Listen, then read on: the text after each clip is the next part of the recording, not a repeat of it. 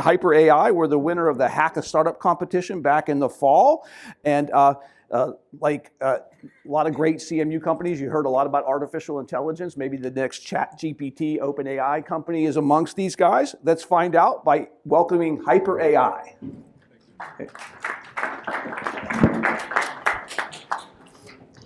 Hi, thank you for having us. Before I get started, who's heard of ChatGPT? All right, I'm just kidding. Everyone has, right? All right, so let's get in. I'm Ranadeep Singh, presenting on behalf of HyPer AI, which stands for Hyper Personalized AI-Generated Communication. So the reason we're doing this is that sales outreach today is a $1 trillion industry. To be more specific, $6.7 trillion back in 2021 itself. So with HyPer AI, we promise that we can make the sales outreach and communication better and faster using AI to generate personalized emails and messages and all sorts of communication that you can think of. So think of cold email speeds, but with the nuance of personalized emails.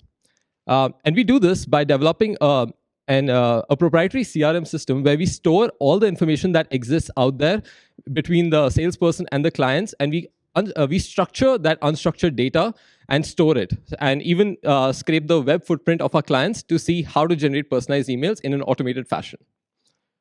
So before we get more in, let me tell you about our team.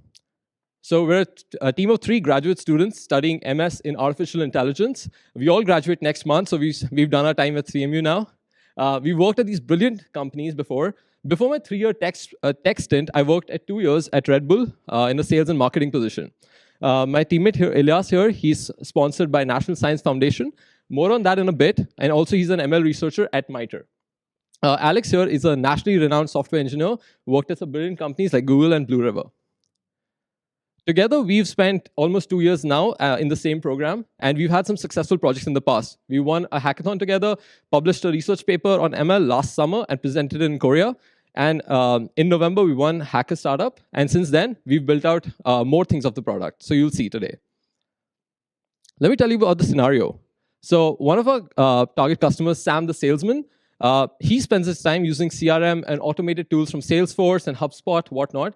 And he has to manually spend a lot of time writing his own emails, follow-ups, and whatnot. Most of his salary and compensation is in terms of incentives, so roughly $50,000 in US. And like him, there are 2.4 million such salespeople out there in the US.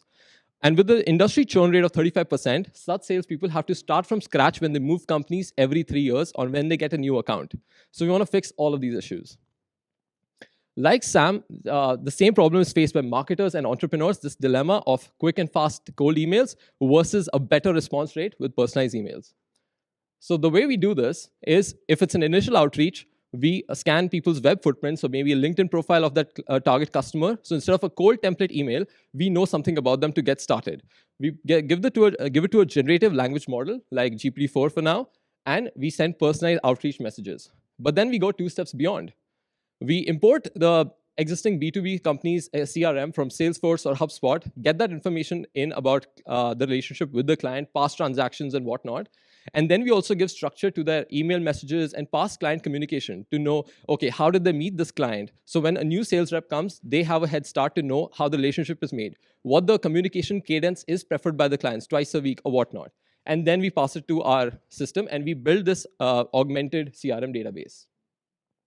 This is an example of how our product works. So this is phase 1, where we're able to scan LinkedIn. So as Alex Lee, like the system read that Alex Lee's profile because he's logged in, it's able to generate a LinkedIn connection request for me. So if Alex write, hey, we met at a job fair, we can write, hey, we have ML in common, we met at the job fair, let's connect. And similarly, we can do for a lot of circumstances. But this is just a quick example because I'm limited to 6 minutes. Now you'll ask me, how do we know there's demand for this? So we've done a lot of customer interviews. In the last 10 days alone, my teammate Ilyas was down there in Austin attending South by Southwest, sponsored by National Science Foundation. He did more than 120 customer interviews there alone. And out of that, 82% people were very excited about this and are ready to pay. So the day we launch, we have at least 100 customers. How we make money, right? It's a venture competition. Let's tell you how we make money. So we have 2 stages. First stage, bottom-up SaaS. So we're in that stage, and as you see, we have a prototype ready to launch. Here is the subscription-based pricing. Tier 2 will be a B2B CRM integration, as we spoke about, how we build an augmented CRM system. This will be targeted to larger companies where we see a lot more revenue coming in. And here, we log all the POCs and salespeople's relationship history with their clients. These are very, very conservative financials. We know in a business competition, financials are very important, but this is based on the fact that if we bootstrap the company with no venture funding, this is how we can do. So we estimate 50% margins and a tier pricing of $20 or $40 subscription. We'll be profitable from day one because of the great margins, and our main cost will be just handling the system and serving our clients. The competition in the AI space is growing, but it's in the sense of a lot of companies building automated solutions or highly personalized solutions like Microsoft's Copilot, but no one's giving you best of both worlds. A salesperson today has to prompt every single time for the million emails that they send, which is not sustainable, not automated. So these tools are great, but HubSpot, of course, is very automated, but the personalization is lacking there. You have to manually write it, even though you have the history, you have to use your own mind to do that. So that's where HyPer AI has the best of both worlds. So in summary, we can generate personalized individual emails for every single customer. It takes the same time to send 1 or a million emails just in 10 seconds. We're building a proprietary augmented CRM database of customer relationship history that currently exists only in the salesperson's mind. So we can do this without them having to manually type it out or enter it into our database. We can just extract that. All right, we're going to stop right there and turn it over to the judges for questions.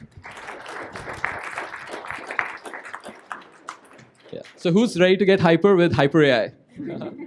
Thank you. Have you prototyped this? Tell us about how have you modeled this thus far? Some case studies would be helpful. You want to take this? Yeah, so in the customer discovery, when I was down at South by Southwest, I was able to talk to hundreds of people. And in doing that, we found out that they were very interested in the solution, and word for word, without any bias involved in the prompting, they were able to describe that they have the exact same problem of trying to find a way to create these emails that are not cold, because when people get these random emails, it feels like you haven't paid any attention and you don't know what you're talking about. So that's the modeling that we've done so far. It's from just a customer discovery perspective and understanding that there's demand for the problem we're working on. Do you have any idea how you're going to scale it from understanding how to address me and then addressing 500 me's that are in this room? What are some of your ideas there? So I can take that. So I have some past experience working with Red Bull for 2 years in sales and marketing. So I have a little bit of understanding, but our main driving factor will be code development with some organizations. So we plan to tie up with a few larger firms for sales and marketing, maybe some insurance clients, maybe some real estate firms. All of these are niches in sales industry. And co-develop the product with them so that not only are we getting their feedback, but we're able to develop really quickly. So I think that'll be our growth strategy to expand into those big industries. So I saw you mention that your kind of major applications through an extension, right? So my question is how are you going to integrate with kind of recruiter and sales specific tools, especially those that have to be downloaded, mandated by the company, because those are very common in the sales field right now. Yeah. So the Chrome extension was our prototype, and that was for stage 1, where we want a proof of concept, where we want to show people that, hey, this is what we're building. Are you interested? What do you think? So we've gotten great response there, and it's like Chrome extension for one person, personalized generation, but we also have a web app where you can do it in an automated fashion for multiple people. And exactly for larger businesses, that's our stage 2, where we want to import data from their CRM, give them this database that only belongs to them, and give them structure and let them do that all on their company-approved laptop and everything. So if I use HubSpot, right? You are in stage 2. Are you integrating? Is it an API? How are you getting that data?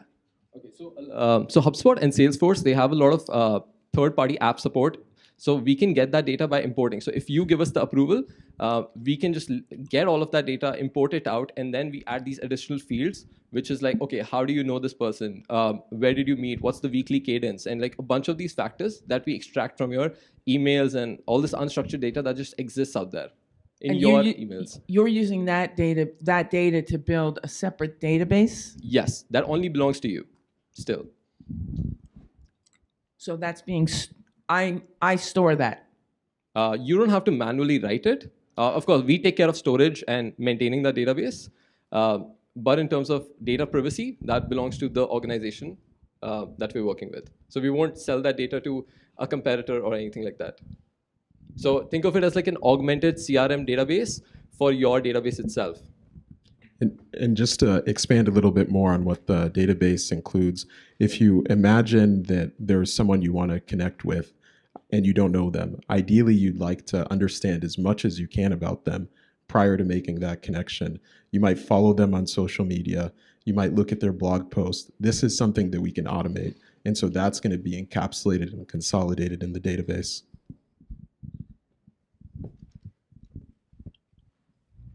I usually don't ask this question, but I mean, this feels like an obvious thing for Salesforce or HubSpot to do or to be working on. So I guess, how are you going to differentiate from that, or how do you defend from that? Sure. So one event I was attending at CMU where a speaker said a very brilliant thing, that companies today are so scared to innovate because they fear that they're going to eat their own product. So in a lot of cases, companies don't innovate. And second, it's also about being at the right place at the right time. So we see a lot of these generative tools just come out. A lot of these are built for everyone. Like, anyone can use it, but it requires manual prompting. So it's about like adding that extra layer, that how do you extract that unstructured data out of there? How do you use that unstructured data to write that personalized email? So it's a combination of time to market. It's a combination of daring to innovate and just doing it. To follow up on Jim's question about this crowded space that you've focused on, I don't know about you, but election season has started. I'm getting spammed all the time.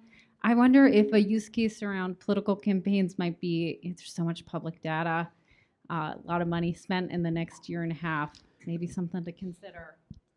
That's a really good point. I spoke with the press in my discovery as well, and they did mention that they had this problem as well. So I do think. Just to be fair to everybody. Great job, guys. Thank you very, very much.